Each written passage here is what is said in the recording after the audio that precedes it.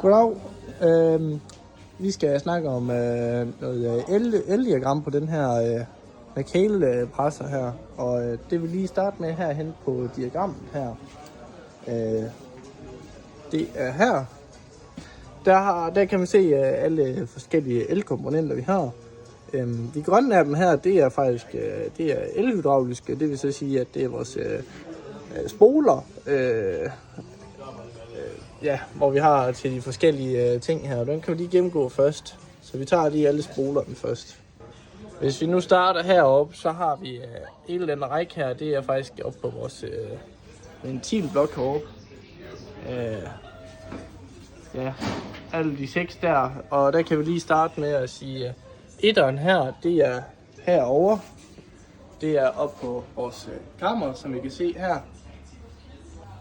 Hvor vi har åben og lukket funktion. De kommer til at styre de her stempler her. Sådan åbner bagklappen op der. Så nummer 2 her, det er vores arme. Og det er så den der. Og det er jo så egentlig bare til, når vi skal give plastik til vores balle inde i kammeret der. Så åbner den op for de der arme der, som sidder der. Så har vi træerne, det er knive og gulv, kan man sige. Og det er så den her. Det er egentlig bare, at vi skal aktivere knive hernede. Ja, der sidder hernede. Og der. Det er så bare, så flytter den her cylinder så bare op. Og så, så når halmen den bliver ført ind af opkasteren, så går jeg lige igennem en tur med knive der, og så bliver det jo sådan lidt snittet, det hø eller hvad end vi får ind. Så har vi her wrapperringen, og den er så heroppe på vores ventilblok her, eller hvad man skal kalde den. Der har vi så både reverse og forward, og det er jo egentlig bare hvilken vej selve den ring her, den skal køre. Det er lidt afhængigt af, hvad man har sat den til. Så har vi tip, og det er så vores 5. her på. Det er så, når vi skal have ballen af heromfra, når vi har haft en rappet, eller hvad vi gerne vil have den til. Så den her, den har lige sådan 2 stempler hernede. Så når det er, at vi gerne vil have den af, så tipper den bare ned, og så ballen rører af. Så har vi den her cut and hold. Det er jo så den herovre. Det er egentlig bare den, der skærer plastik, når vi er færdige. Så kommer den bare ud, så skærer den lige. Så hernede, så har vi både 7 og 8. Det er knife.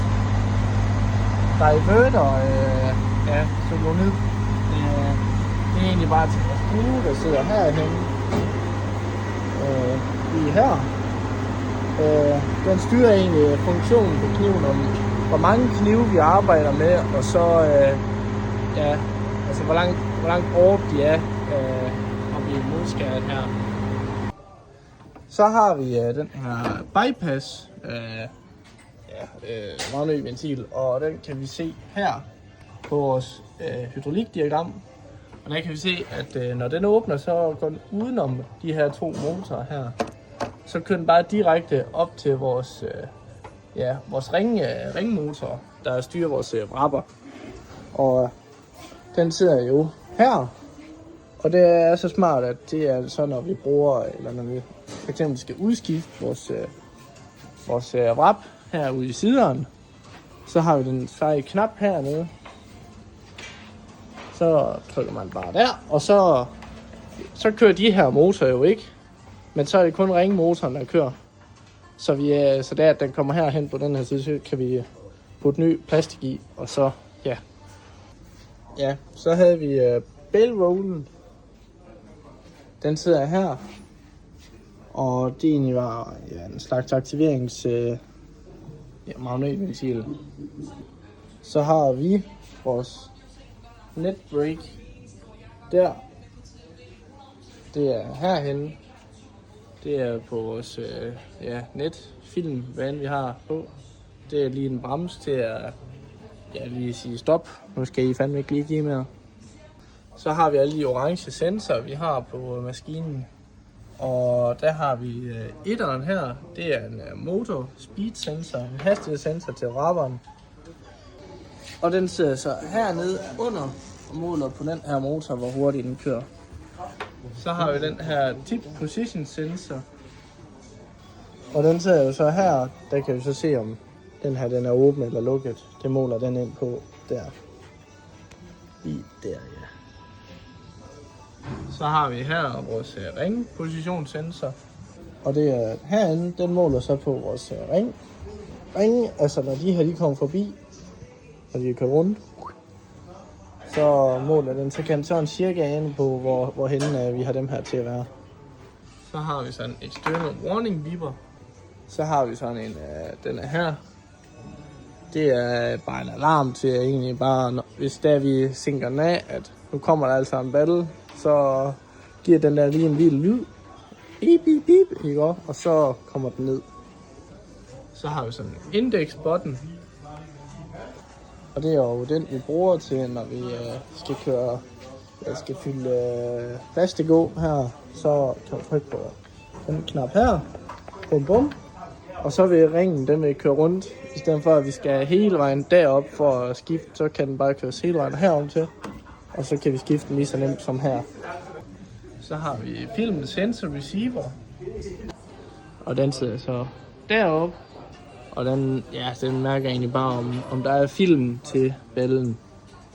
Så har vi den seje stopknap. Og den har vi til at stå her.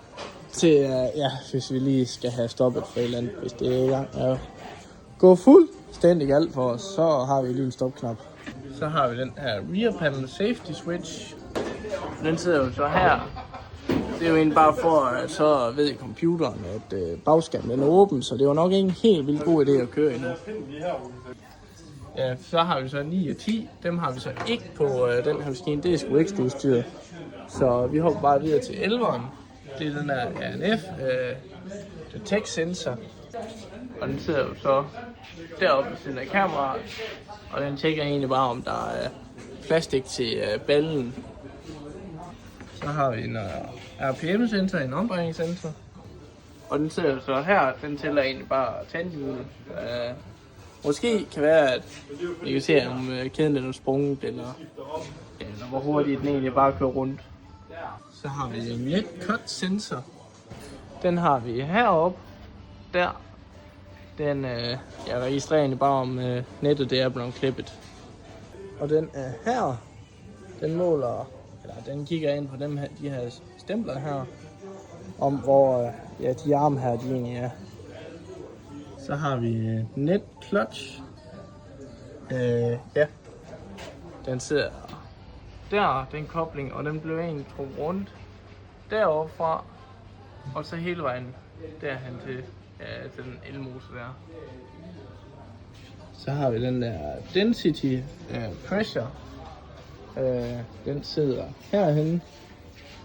Den sidder derinde, og den mærker egentlig bare på cylinderne, om de begynder at presse, så kan, hvor meget tryk der er i kammeret. Og i 17 og 18 her, det er vores knivtryk, som sidder her. Og de måler egentlig bare hernede, hvor meget tryk der er på, hvor meget modtryk der er. Så har vi den her kammer åben sensor, og den sidder der, og den måler deroppe på, så når kammeret åbner, så er den der, den kommer til at være synlig på et tidspunkt.